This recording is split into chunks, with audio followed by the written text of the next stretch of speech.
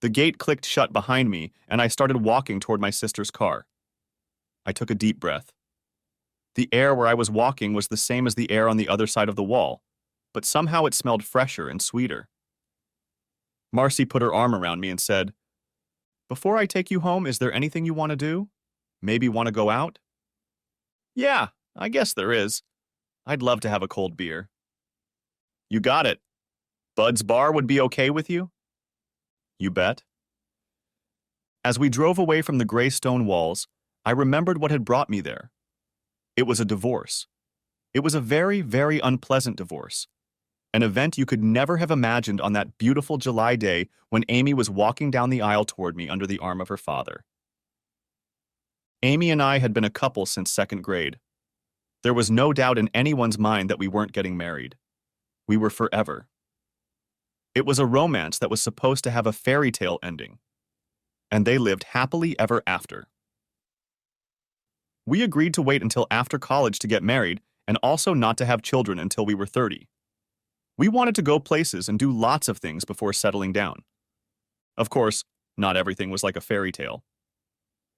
Twice, in 11th grade and her sophomore year of college, Amy felt she had to find out what other guys were like. In high school, that period lasted only 3 weeks. Amy came back and said she was sorry and that she had done something stupid. I dated 5 guys and they were all assholes. I had the best one, but I almost blew it. I was so busy with classes and sports that I didn't even think about dating other girls. I pulled myself together and said to myself, "Okay, if you want to find out about other guys, I'll just go out and find out what other girls are like." We both found good jobs in our respective specialties, and the next 4 years were pretty good.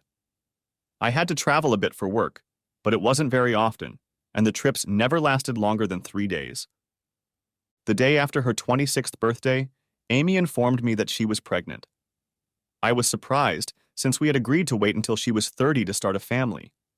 She told me that according to her doctor, the medication she had taken during the flu had negated her birth control pills. 9 months later, Brian Louie joined us. Amy had only been off work for 6 weeks. The building where she worked had a daycare center, so she went back to work and took Brian with her. After 9 months, she said that now that we had started a family, she wanted to have another baby so they would be closer together and easier to raise.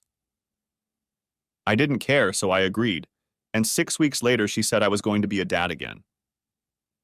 At 8 months, she said she thought 2 kids was enough, and would I mind if she got her tubes tied? My attitude was that it was her body, and if she didn't want to go 9 months pregnant, who was I to say she should? A month later, Susan Marie was born to us. As with Brian, Amy was only off work for 6 weeks and then went back to work, bringing both babies with her.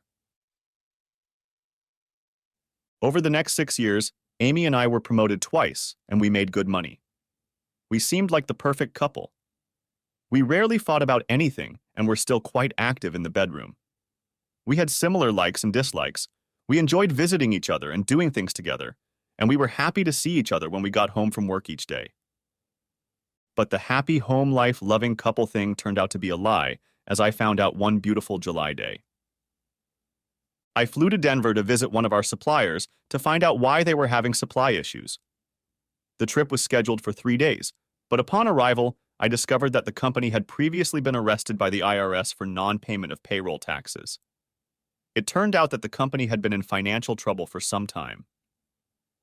I turned around and headed back to the airport to catch the next flight home. It didn't occur to me to call Amy and let her know I was coming home early, which was a good thing, because if I had, I might never have known what I'd done. I got home at 5:20 and Amy hadn't gotten home from work yet. I thought about starting dinner, but then decided to take Amy and the kids out to dinner. I was in the room we had set up as a home office when I heard the garage door opener start up, and that told me Amy was home. By the time I had completed the steps to save my work and then log out of the computer program I was in, Amy was already entering the house. I was just opening the door to the study when I heard Amy's voice, and then I heard a male voice. And then there was a sound that made my insides freeze. I pulled out my cell phone and set it to take a picture, and then headed into the living room. I knew who I'd see when I walked in on them. Hal was Amy's boss at work, and I'd met him and his wife at Amy's Christmas parties, picnics, and other company social events. Amy had no way of knowing I was home. On the way to the airport, I left the car at the dealership for a factory brake repair, and it wasn't ready until the next day, so I took a cab home from the airport. They were very surprised when I walked in to see them. I managed to get 5 good shots before they realized I was in the room, and 3 more when they were frantically pulling away from each other. I dropped my phone in my pocket and headed over to Hal. He read from my face what I was planning to do, and unfortunately, at least from my perspective, was not between him and the door. That way, he was able to turn and rush to the door before I could reach him. I still would have been able to grab him, but as I passed Amy, she stuck her foot out and tripped me. By the time I regained my balance, Hal was already out the door and out of sight. I turned, walked past Amy into the kitchen, pulled the phone book out of the cabinet where we kept it, and flipped through it until I reached Harold Bartram. I picked up the phone and was dialing numbers when Amy came into the room and asked, "What are you doing?" "Calling Janet Bartram to share the news with her." Amy hurried over and unplugged the phone cord from the socket, saying at the same time, "Don't do that. You'll only cause trouble." "You don't think we don't have problems already, do you?" "I mean between Hal and Janet." "Hal can mess up my life and I have to be careful not to mess up his?" "That's not the point. There's no need to hurt Janet. She's the innocent party here." "I don't think so. She's married to a cheating asshole and she should know it. If she accepts it, fine, but from now on I intend to make his life hell. First, I will tell Janet everything and offer to show her the pictures if she wants to see them. Then, I'll hire a lawyer and harass him at work. I'm sure your company has a policy and procedures manual, and I'll bet there's something in there about a supervisor-subordinate relationship, and then I'll go looking for him and catch him.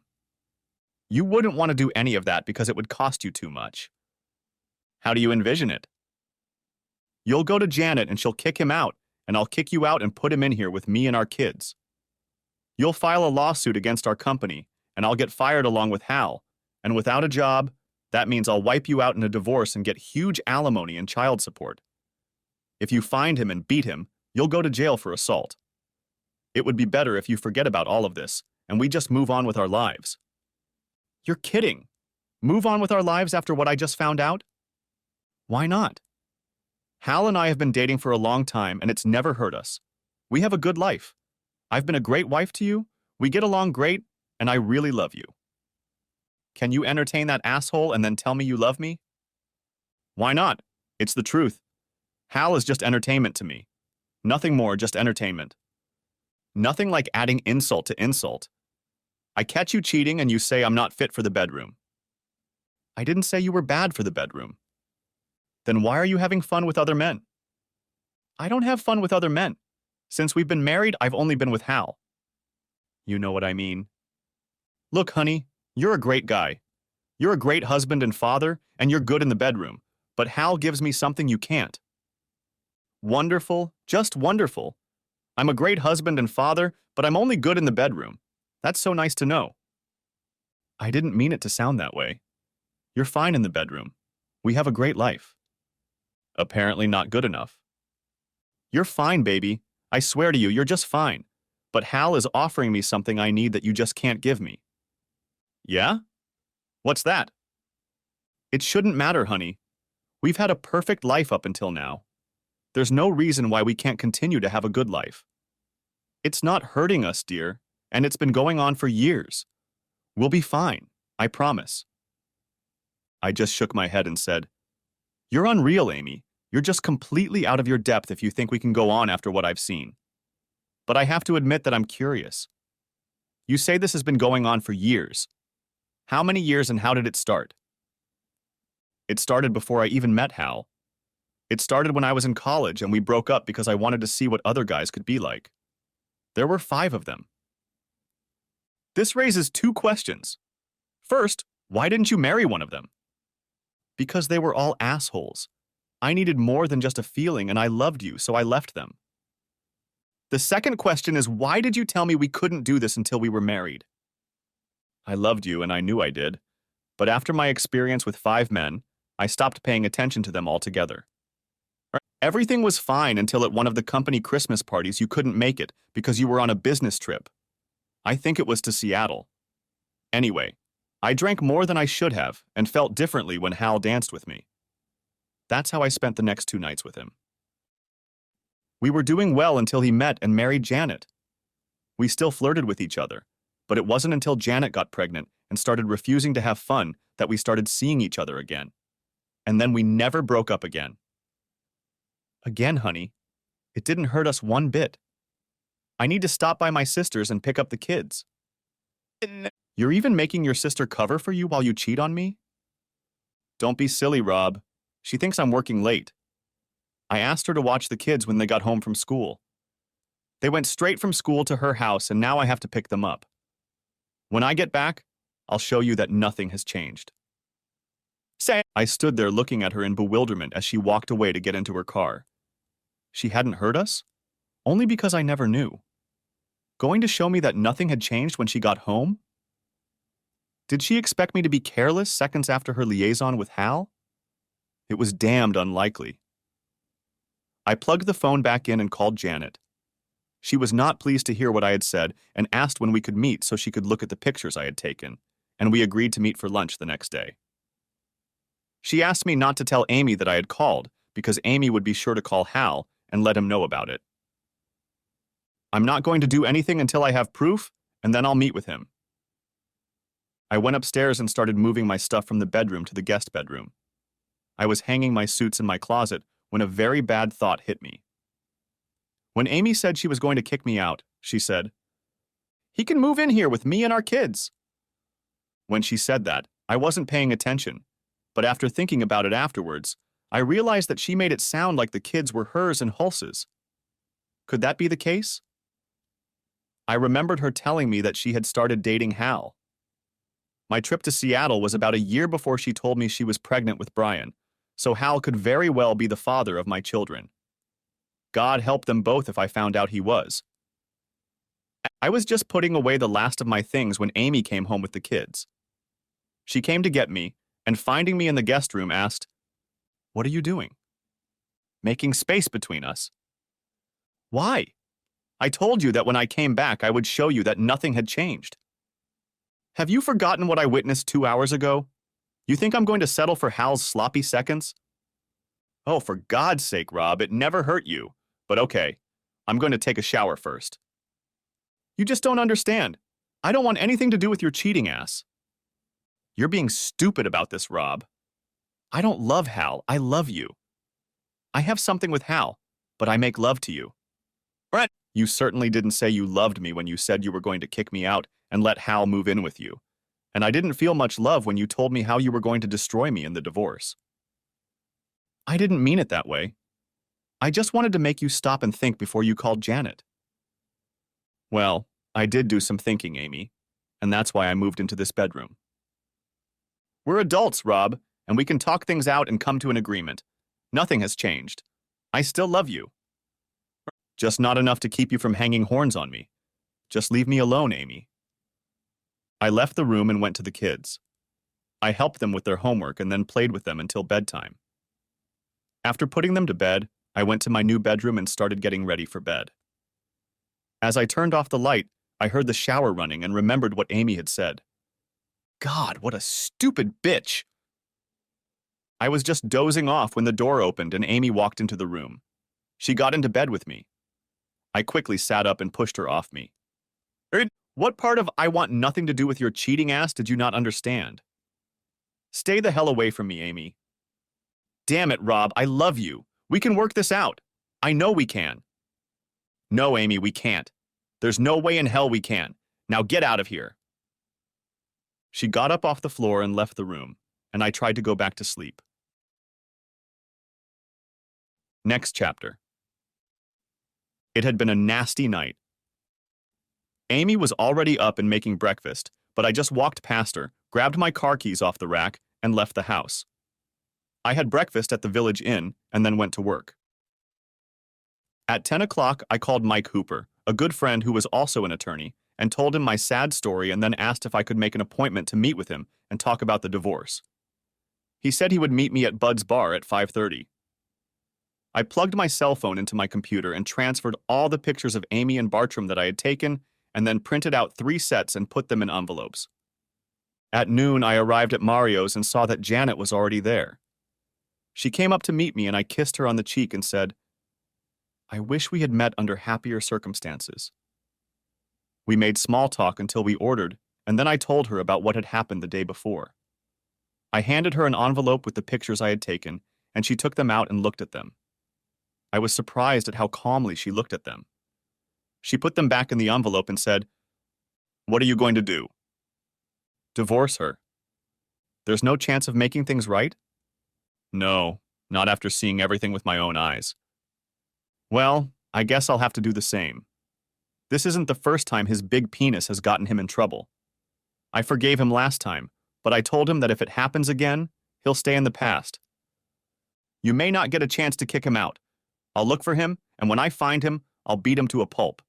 He may end up in the hospital. You can take all his things and pile them up in the hospital room. If you catch him, kick him in the balls a couple times from me." I told her I would, and then we got up and left. Meeting Mike only confirmed what I already knew. We lived in a no-fault state, so everything would be split 50-50. Amy would get the kids, and I would pay child support. But since our incomes were pretty much equal, I wouldn't have to pay child support, or separate maintenance as it was called in our state. I told him that I was concerned that the children were not mine, and he advised me to get a DNA test.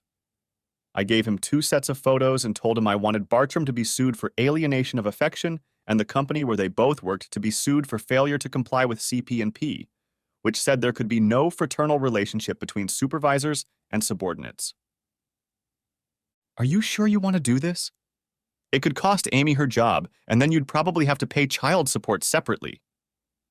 "I don't care, Mike. Just do it." We discussed a few more things, and he cautioned me against moving out of the house and giving her possession. I couldn't kick her out because of the kids, so I should just make every effort to coexist until the divorce situation solidified and the court gave direction. Let the court decide who stays and who goes. But keep in mind that the courts in this state almost always side with the wife if there are children involved. "You're in for a rough ride, buddy. Are you sure you and Amy can't work things out?" "Just look at the pictures. They don't show the sounds I heard when I looked at the 2 of them, but the visuals and sounds are imprinted in my brain. So no, there's no chance we'll get back together and work things out. Just spring into action and file for her as soon as possible. Get her and Hal on the job if you can arrange it." Amy wasn't smiling when I got home. "You just had to do it. We could have worked it out and gotten over it, but you just had to go and tell Janet. She kicked him out of the house, all because of you." "Not because of me, Amy, but because of what you and he were doing. And I'm sorry she kicked him out. It's only going to make it harder to find him. Just remember I warned you, Rob." And that night I got up at 3 o'clock while everyone else in the house was asleep and used cotton swabs to swipe the cheeks of the sleeping kids. On my way to work, I dropped off the swabs at a local lab and offered to pay extra if I could expedite the tests. Something in Amy's words, "Just remember I warned you, Rob," hit me, and I was at the bank when the doors to the lobby opened at 9. I cleared out all the accounts in the safe, went down the street to another bank, and opened an account in my name only. I would have to account for it later in the divorce, but at least I would have the funds to pay for the house and take care of the kids. Another thought occurred to me at the office, and I called and canceled all of our joint credit cards so Amy couldn't top up the balance by getting cash. It's a good thing I did all that, because when I got home that night, a man came up to me, handed me an envelope and said, "You are being served, and I would advise you to move at least 500 feet away from this house, because in the envelope is a temporary restraining order." I opened the envelope, and there was indeed a restraining order stating that I could not come within 500 feet of the house, Amy and the kids. Her lawyer obviously worked much faster than Mike, but I guess in his defense he didn't know speed was required, and neither did I. I looked up at the house and saw Amy standing there smirking. I backed the car out of the driveway, reached the corner and called Mike on his cell phone. I brought him up to speed and asked him how I could get into the house to get my stuff, and he said he had friends in the sheriff's department, and he would see what he could do and call me back. While he was on the phone, I told him to change the divorce wording from irreconcilable differences to adultery and start going after Bartram, Amy, and Bartram's company with a vengeance. Burn them, Mike! Burn them! He called me back 15 minutes later and told me that 2 sheriff's deputies would be there within half an hour and would make sure I had access to the house, but until he could contact someone from the court to arrange further action. All I could take out of the house was my clothes and toiletry items. 20 minutes later, 2 patrol cars pulled up in front of the house. I started the car, pulled away, and parked behind them. They introduced themselves and told me to stay put until they called me, and then walked up to the house and rang the bell. Amy answered, and after a short conversation, the sheriff's deputies let me through. They warned me that I could only take clothes and toiletries, and I followed them into the house. As I reached the stairs, I peeked into the kitchen to see if there were any children. There were none, but there was Hal sitting at the kitchen table drinking a beer. Beer that I had bought and paid for. I couldn't help myself from going after him, but that would have been stupid with 2 sheriff's deputies around. Amy followed us upstairs and stood in the doorway watching me pack. It was childish of me, but I couldn't help myself, so I lied and said, without looking in her direction, "You blew it, Amy. You really screwed up this time. I spent most of the day at the office thinking about us and finally decided that we could sit down and work things out. After all, you swore you loved me." Some love, Amy? Mental cruelty? A restraining order? We don't stand a chance now, Amy. Think about it after I've gone. We were hours away from staying together, but you blew it, and Hal sitting in the kitchen drinking my beer drove the nail in. I closed my suitcase, turned, and walked out of the house. The next day, Amy called me at work. "In light of what you said last night at the house, I'd like to sit down and talk to you." Not a chance, Amy. What you did to me last night, plus Hal sitting in the house you locked me out of, ended it all and destroyed any chance for us. Besides, I can't sit down and talk to you. You've set things up so that I can't get within 500 feet of you, remember? Goodbye, Amy. 2 days later, I was back at the house with 2 men from the court who were to supervise the removal of my belongings from the house. The whole time I was there, Amy demanded that I sit down and talk to her, but I ignored her until I carried the last load to U-Haul. We were in the bedroom, and she mumbled that we could work things out if I just talked to her. I invited her to come over, and when she did, I pointed to the bathroom in the master bedroom. She saw what I was pointing to, and her face fell. There were men's toiletries on the counter, and they weren't mine. I didn't use Old Spice or Men in Speed Stick. Goodbye, Amy. Just remember that what's coming your way, you brought it on yourself, and it was avoidable. Next chapter. After that, events moved quickly.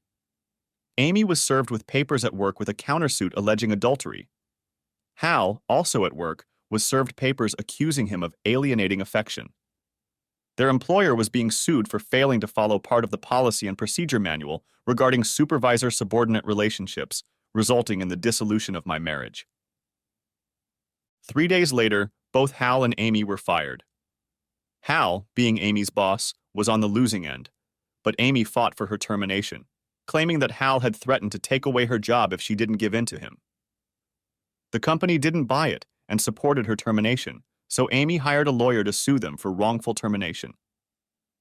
She and Hal must have agreed that what Amy claimed was the right thing to do, because while all this was going on, they were still living in our house.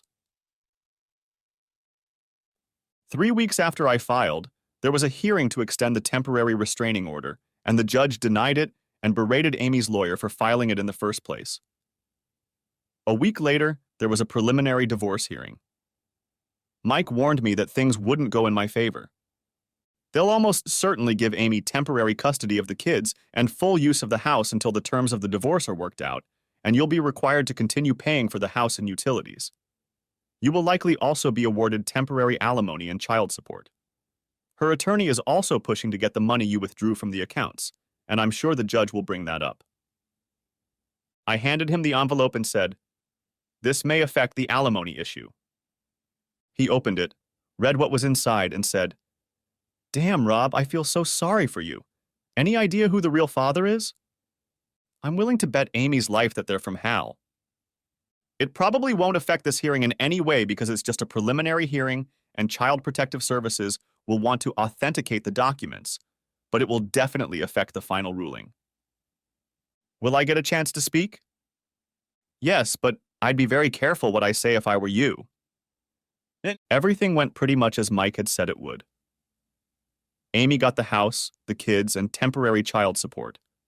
I was ordered to pay Amy half of what I had withdrawn from my accounts and savings, but somehow the 5 certificates of deposit went unnoticed, and I certainly didn't mention them. Amy's lawyer tried to get the judge to order me to pay his fees, but Mike objected. This is not a case where my client sues for divorce and his wife is forced to answer. In this case, she sued my client, and he only responded.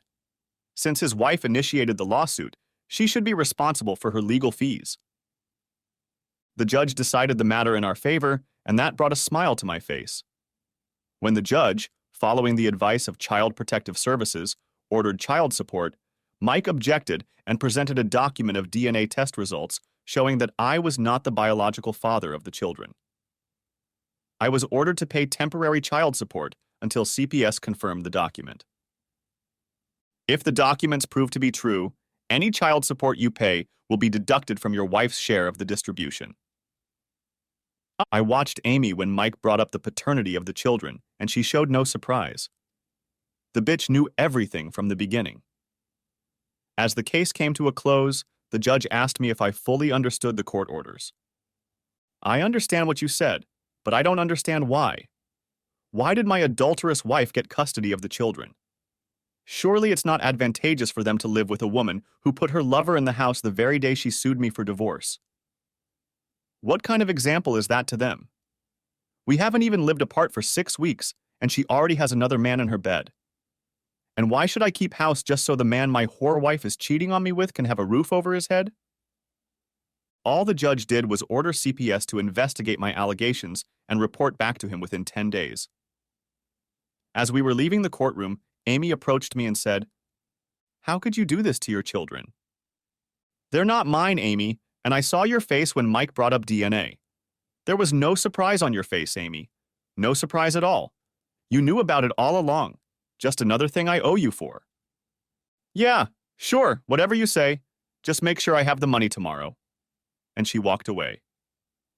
She didn't know it, but as far as getting even a penny of that money was concerned, she wasn't going to get anything. At least not anytime soon. I figured I could hold out for a few weeks before I was dragged into court and threatened with contempt of court if I didn't pay up. Even then, I could probably hold out for another week or two. Next chapter. The day after the hearing, Mike called me to let me know that Amy's former employer had offered a settlement. "It's a little low, and I think we can get more than that," he said. "I'll leave it up to you since you're the expert on these cases.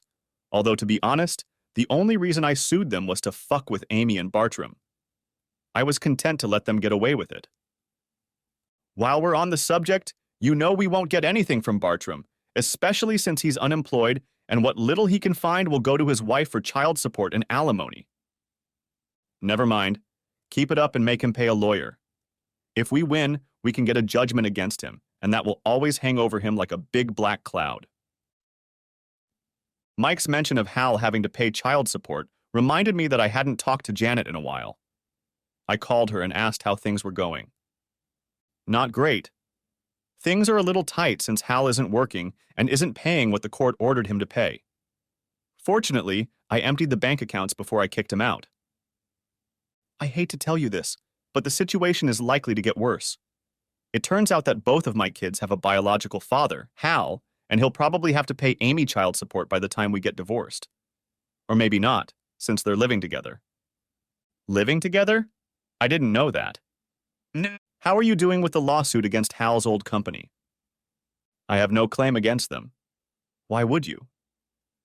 I explained to her, and she thanked me for the information and said she'd have her lawyer look into it. Then I said, If there's anything I can do to help, just let me know. I hope you're not assuming what I'm thinking. And what is? Just because Hal screwed your wife doesn't mean I'm going to do it to you to get even. That's a disgusting thought. I'm sorry I bothered you. And I hung up. What she said at the end of the conversation left a bad taste in my mouth and ruined my mood, and I stayed in that mood all day. By the time I got home from work, I wanted to hurt someone, so I decided it was time to deal with Hal. Figuring that since he was out of work, he'd be looking for one, I arranged to take the next day off and parked outside the house at 6 in the morning. The kids left for school at 7:20, and at 8 I saw Hal's Chevy Blazer pull out of my garage and head down the street. I followed him to the parking lot downtown. I parked 3 spaces away from him, got out of the car, and ducked down. I got between him and the elevator, and when he walked over to where I crouched, I stood up and said, "Good morning, Hal. At least for me, but I'm not sure it will be for you." He turned and tried to run away, but I grabbed him and beat the crap out of him. Not surprisingly, 2 cops showed up at work the next day and arrested me for assault and battery. I spent the night in jail, and the next day I went in front of a judge. The charges were read to me. They asked me how I behaved, and I said, "Not guilty." "Are you sure you want to plead not guilty? Mr. Bartram is quite sure that you were his abuser." "Oh, I definitely stomped his ass, but I'm not guilty of assault and battery." "No? What would you call it then?" "Making sure justice is served." "I don't understand your thinking." He entertained my wife behind my back for years. He fathered 2 children that he and my whore ex-wife led me to believe were mine, and he had to pay for it. Maybe so, but there is no law against adultery in this state. And so I had to seek justice on my own. The law? I don't care about the law. The legal system sucks when it comes to cases like mine. My wife cheats on me for years, leaves me children with her lover, and what do the courts do? They reward her. She gets the house and I'm required to pay for it and its upkeep. And while I do that, she moves her lover there and I end up paying for him to have a roof over his head. I have to pay alimony to her cheating ass, and when the divorce becomes final, she gets half of everything. She cheats, and the courts reward her and the injured party, me, gets what he deserves from the same legal system you so extol. If the law won't do right by me, I must do it myself. You have broken the law anyway, and by your own admission you admit it. No, I don't. I admit that I am seeking the justice that is due me. I am perfectly willing for a jury to hear my story and render a verdict. You may be ready, but I have no intention of allowing the court to waste resources on this case.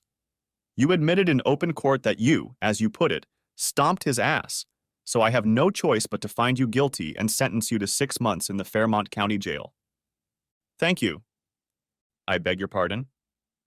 You've just helped me get justice for my wife. She will receive no alimony or child support for 6 months. I won't pay for the house, and since she was laid off from her job, she has no money and won't be able to pay for the house. The house will be foreclosed on, and she and her lover will be thrown out on the street. And 6 months in jail means I'll lose my job, and she won't be able to get any money from me when I get out, so yeah, thanks. Would you throw away all the equity in your house? What equity? We took out a second one so we could install central air conditioning and a pool. If we sell it, we'll get enough to cover expenses and commissions, and we'll split a couple thousand between us. I'd rather she lose even that much. I'm not getting anything anyway. By the time I get out of jail, I'll owe her 6 months of alimony, and I'm sure this wonderful legal system of yours will see to it that my portion of the proceeds is forfeited and given to her to cover the arrears. The judge merely shook his head. Next chapter. I spent 4 months in the county jail. Mike visited me once a week, and on the 3rd visit he said he had an offer from Amy's old company that he thought we should accept, and I told him to accept it. Cash the check as soon as you get it, and put the money somewhere Amy can't get to it. At the end of the 1st month, I had an unexpected visitor. Amy came to visit me. When you are in prison, they don't let anyone in to see you. You have to give them a list of people you want to see, and if someone not on that list comes to see you, they come up to you and ask if you want to see that person. Amy wasn't on my list, but curiosity made me agree to see her. I sat down across from her, with the partition of the dating room between us. Amy smiled and said, "Orange is not your color." "My closet is somewhat limited here. What do you want, Amy?" "I want you to arrange for me to get some money. I need to pay the house payment and utility bills. I haven't been able to get a job and things are tight. I have to struggle to feed the kids." "So what? If your asshole lover had taken his beatings for granted for entertaining my wife instead of suing me, I wouldn't be here and your money problems wouldn't be so serious. But he put me here, so put your money problems on him. What about the food on the table for the kids? They're his kids. Let him feed them." "How can you say that?" "True, he was a donor, but you're their father. You're the only father they've ever known. They don't know anything about Hal. They know he's in our house and that you're having fun with him, even though, by the way, you're still married to me. I mean, you're their father, Rob. You've been there for them since day one and loved them to death, right up until you found out about Hal and me. You can't just reject that love, Rob. They've done nothing to hurt you. Hate me, but don't take what I did out on them. The problem is, Amy, if I give you money for food, it won't just be the kids eating that food. I'll be feeding you and Bartram, too. I've loved you too long to ever raise my hand to you and do what I did to Bartram, but I have no trouble at all watching you both starve. Don't you care that we'll lose the house if you don't help? You mean the house you locked me out of? The house you've been partying with your lover in at every opportunity? That house has meant nothing to me since you put Bartram in it. You need to look for work more, Amy, and you need to push Bartram to be the head of your house. He's having a hard time finding work, and what little he finds, Janet manages to get. Gosh, Amy, I'm really, really sorry I ruined your life. What's that thing they always say? Life's a bitch? I got up and left. Next chapter. My only regular visitor was my sister Megan. She came once a week, and on one of her visits, about 3 weeks after Amy's visit, she told me that Amy had called her and asked her to stand up for her and try to get me to give her some money. She swears she will only use it for the kids. I think you should do it, Rob. I don't want the kids to suffer, but I plan to get full custody when I get out, and my only hook is to prove that she can't take care of them properly and that she's setting a bad example for them by living in sin with Bartram. If she and their asshole biological father can't even feed them, the courts will be forced to take notice of me. The fact that I need them, even though Bartram is their donor, should show how much I care about them. If I give her any help at all, it will defeat the purpose. Besides, I don't care what she says because I don't trust her. She's been stabbing me in the back with a smile on her face for 6 years, so there's no way I'm going to believe a word she says. Would you resent me if I helped them? I'm in prison, Megan. I can't stop you from doing whatever you want. Megan did help them, but not with money. She bought the kids clothes, and maybe once a week she took them groceries. I learned from Megan that Amy had finally managed to find a decent paying job, and from her that things were not going well for the family. It seems that since Bartram couldn't find a job worthy of him, he had stopped looking altogether. There were jobs, but apparently they were beneath him in status or didn't pay well enough. From conversations with Megan's children, I learned that Bartram and Amy often fought over him sitting on his butt at home all day. This brought a huge smile to my face. In the 3rd month, I received another unexpected visitor. Janet showed up on the day of the visit. Since she wasn't on my list of visitors, I was asked if I would be willing to take her in. As with Amy, curiosity compelled me to say yes. I remembered our last conversation and wondered why she wanted to see me. There was a sense of déjà vu when I sat down across from her and she said, "Orange is not your color." I've been told that. What brought you here? Guilt. Guilt? What are you guilty of? For treating you badly. Huh? When was that? The last time we talked on the phone.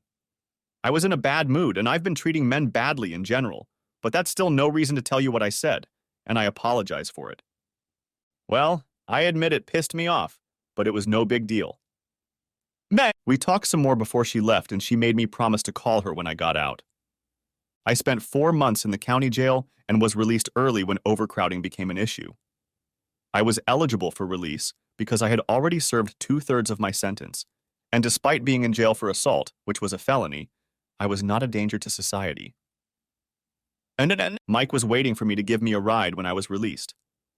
He drove me to a motel with a week's pay, and I got a room until I found an apartment. On the way, he filled me in on the situation.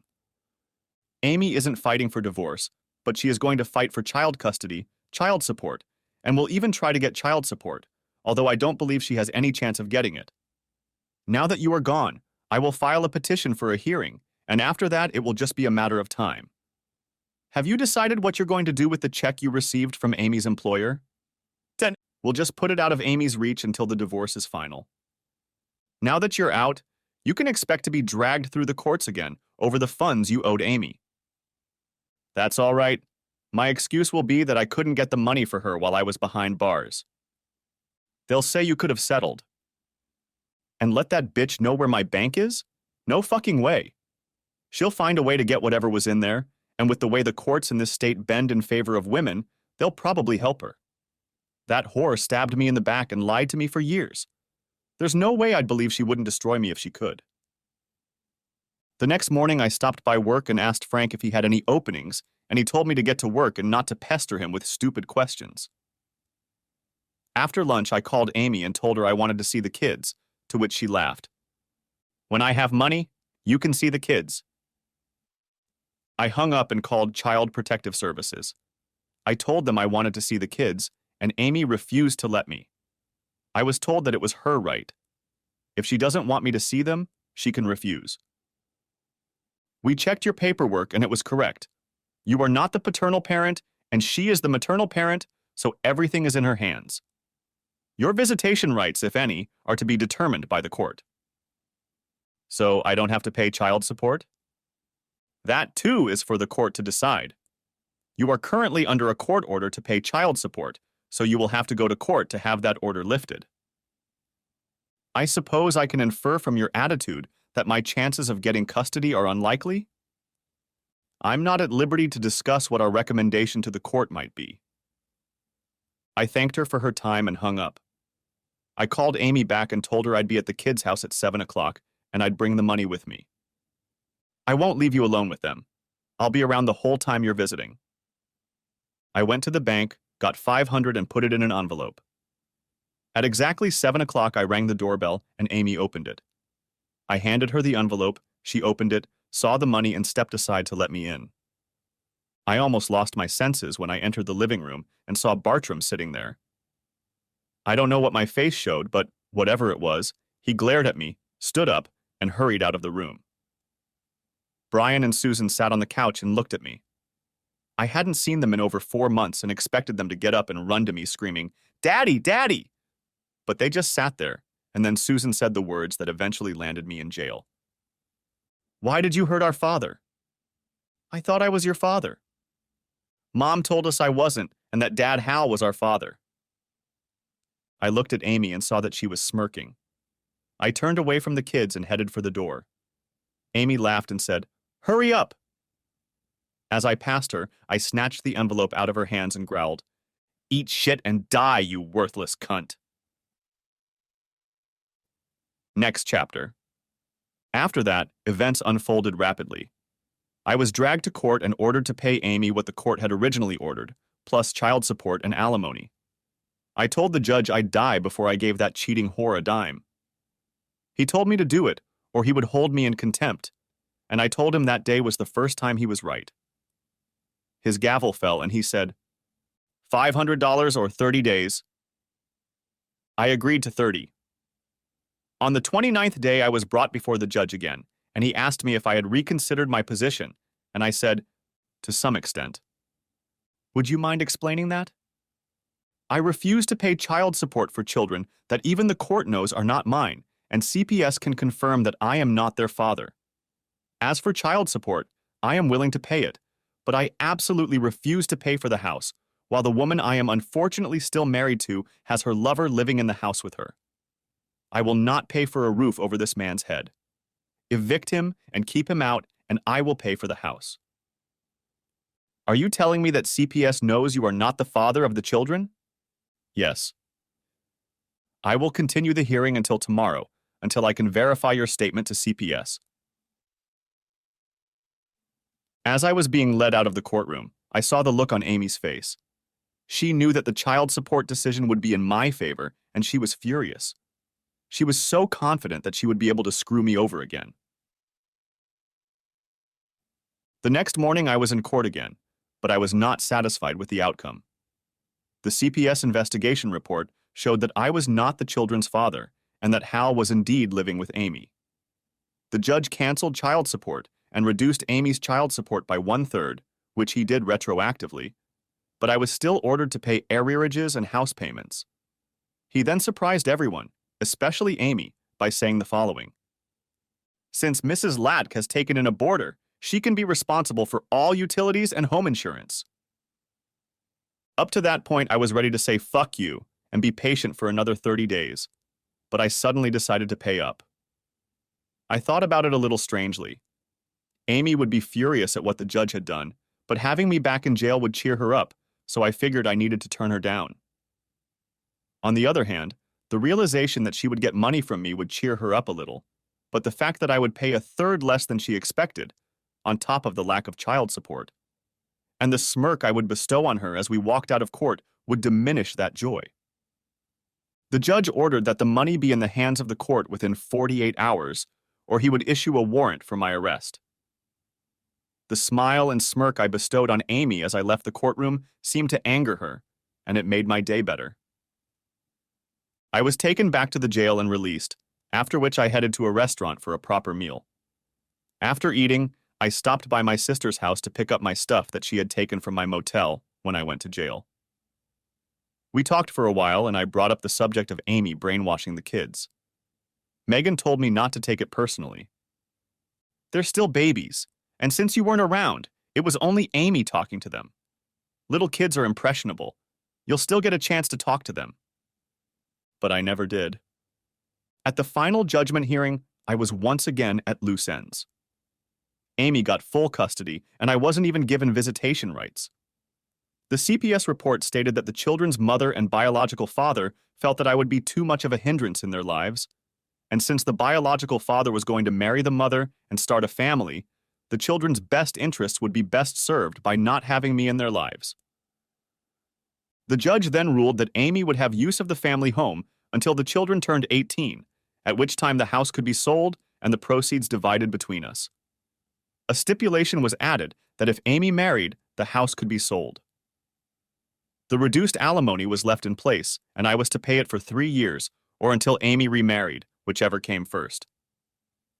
I was furious as I walked out of the courtroom, and as I passed Amy, she smiled and gave me the finger. I pondered this for about a week and finally snapped out of it and started making plans. I'll be honest, I wasn't thinking straight, but Amy had already screwed me enough and I just lost my temper. I canceled my insurance and started watching the house, waiting for the right opportunity. 4 days after I canceled the insurance, I got a call from Amy. The mortgage company called and said you canceled your insurance. Yes, you scammed me so much that I'm trying to find ways to reduce my costs. I can get a better rate on the same insurance at Allstate. The mortgage company said they need a policy on the house within 5 days, or they will get the policy and bill you for it. The woman I talked to said it would be to our advantage to get a policy since the insurance company they use is usually pretty expensive. I'll look into it. 2 days after that call, I got the opportunity I had been waiting for. Amy left for work a half hour after the kids left for school, and at 8:30, Bartram pulled out of the garage in his Blazer and drove away. As soon as he was out of sight, I pulled up to the garage and pushed the garage door opener button. Surprise, surprise, it worked. I pulled into the garage and closed the door behind me. Taking both 5-gallon cans of gasoline from the trunk, I went inside. I gave everything inside the house a good dousing and then rolled the car out of the garage. I went back into the house and set it on fire. I drove to the airport, put the car in long-term parking, and got on a plane to Panama City. For a whole month, I lay in the sun and chased girls. I even caught a few of them. On my last day in Panama City, I went to the bank, rented a safe deposit box, and paid for it 10 years in advance. Before I left for Florida, I cleared out all my accounts and put the money in the safe deposit box. I knew I'd probably get jail time for what I'd done, but I didn't care because I'd set Amy up big time. She would lose everything in the fire, and there would be no insurance to replace any of it. She'd probably come after me to get it, but she couldn't get a dime from me while I was behind bars, and even when I was released, she'd play hell getting a single penny from me. Back in town, I stopped by the store to pick up my personal belongings that I had left there and apologized to Frank for leaving him in the lurch. He said he understood me, as he had gone through a pretty bitter divorce himself. He then asked me if I was okay and ready to go back to work. I had to tell him that I wasn't, that I would probably be going to jail for a while. He asked why, and I told him. He laughed and said he wished he had the guts to do something like that to his ex. I called Mike and invited him to lunch. He met me at Mario's, and after sitting me down at the table, he said, "You're really in trouble this time. Everyone wants a piece of your ass. You would have been better off staying where you were. The judge held you in contempt because he ordered you to keep house. The DA's office filed a bunch of charges against you, from arson to destruction of private property. Amy wants you nailed to a telephone pole so she can come to your house 2 or 3 times a day and whip you. However, you'll probably be pleased to know that as soon as Amy stopped keeping a roof over her head, Hal split." How can they silence an arsonist? It was my house, and I didn't cheat the insurance company. In fact, I canceled the insurance so they wouldn't get anything. The mortgage company is probably mad because they have no collateral on the loan, but I am still responsible for the loan and just sent them this month's payment last week. As long as I make the payments, they are in no danger. It was my house. I could do whatever I wanted with it. In your mind, that may be so, but I can assure you the court doesn't see it that way. He was right, of course, and after a month of wrangling, I worked out a plea agreement under which I served 3 years in the Albion State Correctional Institution. After serving half your sentence, you were eligible for parole, and when I was offered it, I declined. I didn't want to come under the scrutiny of a legal system that I had grown to hate and go through the whole, "do this, or I'll have to send you back," or "you can't do this, or you'll violate your parole." I was released after 2.5 years with a deferred sentence for good behavior. While in prison, I was visited regularly by Mike, my sister, and even Frank, who kept making me promise to come visit him when I got out. Janet even visited me a couple of times, making me promise to call her when I was released. Also, while I was in jail, I managed to file for bankruptcy and was able to get rid of all but one of the judgments against me from the IRS.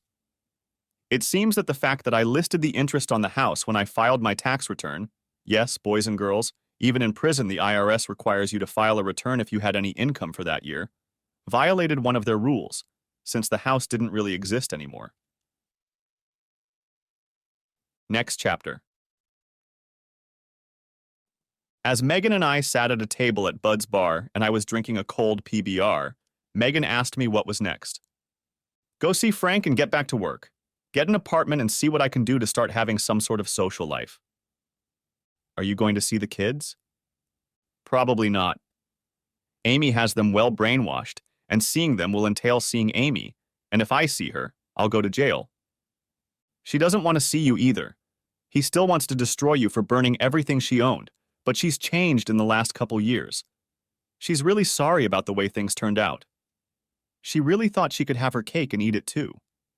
She swears she loved you, and Hal was just entertainment, and you were never supposed to know about him. Anyway, she made it clear that she wouldn't mind you having a relationship with Brian and Susan." "Well, isn't that very nice of her, especially after she told them I wasn't really their father?" "Give her some slack, Rob. What she did, you did too. You both acted out of spite, and the kids got caught up in the middle of things. They spent a few weekends with me, and I can tell they miss you. You need to reconnect with them. I don't want to see Amy. If you can arrange for her to pick them up and take them to your place, we'll see how it goes." I stopped by Frank's and he said I could come back when I was ready, and I asked him to give me a week to get used to being away.